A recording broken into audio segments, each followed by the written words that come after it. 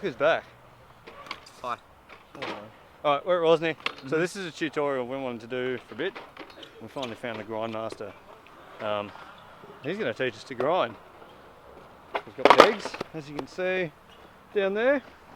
So we're going to run you through the three basic grinds. The double peg probably first, feeble, and then Smith. Yeah, let's go find a grind box and Let's do it. let's get it done. Placement of pegs. Depending on where you want your front foot is where you're going to have your pegs and where you're going to slide. So I've got mine on the left side front, have my left pegs there, easy. You can run up to 4 pegs usually on bikes. I've got 3 at the moment, but you can put an extra one there. I also recommend hub guards. They just stop your hub from getting destroyed when you smack ledges and rails. I don't have any on my front, so don't look there. But anyway, we're going to focus on the feeble, and that is front wheel, back peg. Probably the easiest grind to learn, since you can focus on getting your front wheel on and then your back sort of follows when you're sort of gliding. I'll try and show you, but yeah. If you're thinking about starting on grinding something, just line your bike up here where there's a ledge in your peg. So you only really have to hop that far to actually get your back peg on. And yeah, that will slide pretty easily with your front wheel. So let's do some more.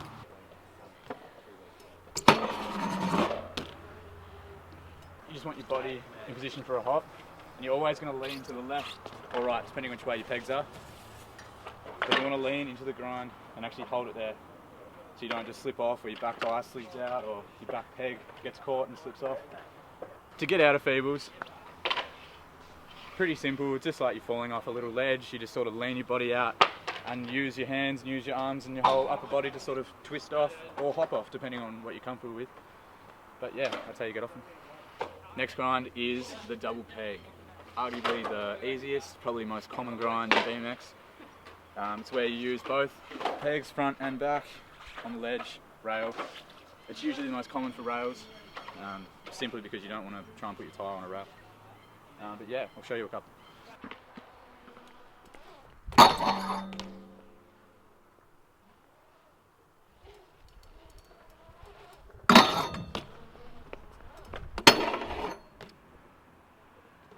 What you saw then was a couple of examples of double peg. Pretty much the same as the feeble with the back peg. You don't have to hop that high. It depends on what ledge, obviously, but as you can see, it's not going to be that much of a hop. Pegs are usually easier when you're going a bit faster. Same with any grind. It's a little bit easier to go faster, but it's scarier depending on what you're going to grind. Always remember that you can use your pedal. Depending on if you've got a plastic or metal, it will grind down, but if you're feeling unsure about the ledge or you just want a bit more stability, smack your pedal down. That's easy, but you do slide better without it, and it is considered a little bit cleaner without your pedal, so I'd recommend that. But when you're learning, just do whatever you can to get that grind. Stop! Okay, that's how you get into it. As you can see, your body's no weight difference, nothing, you're just sliding along like that.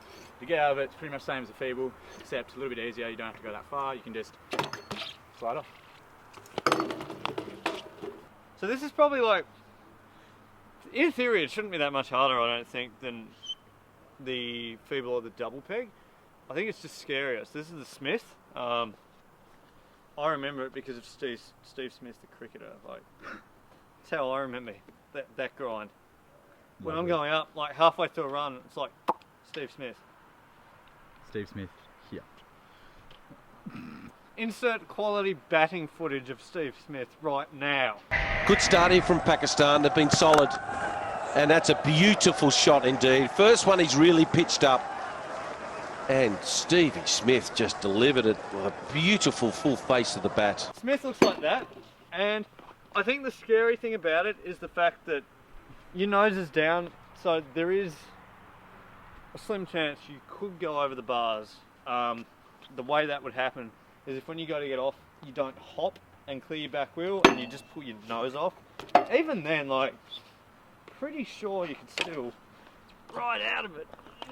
Yeah, like, you'd be hard pushed to go over the bars. So yeah, the Smith is the front peg on and then the back wheel up.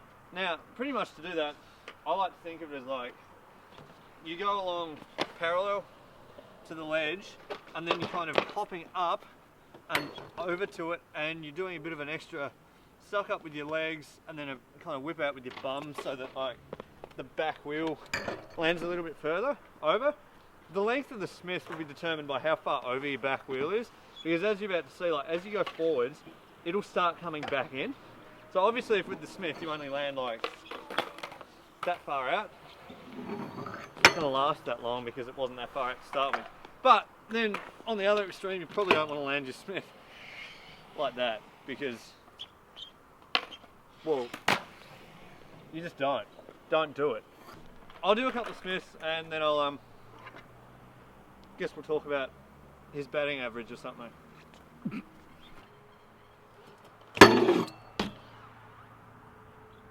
So as you're going up, kind of want to nose up and then like hop up like that. So I aim for my nose first, and then I pull my back up so it's like higher than the ledge. So by the time my nose is on, it just plonks down. Your weight for the Smith is you kind of want to be more in the ledge. You don't want to obviously be lent out like that, which can fall out of the Smith. But then again, the other hand, probably don't want to be lent in so far that happens. So you kind of, I don't know, I find Smith's kind of easy to lock into because you've got all that front peg kind of, you can move your weight a little bit and it's still locked. So yeah, you kind of feel the balance point when you land in it. But the main part's getting your legs up and flicking your back end out. To get off it, the Smith's kind of hard because you can't really like fall out of it. You actually have to purposefully hop out of it. I love cricket.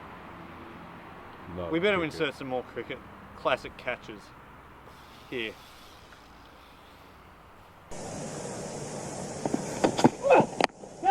Oh boy, what a catch.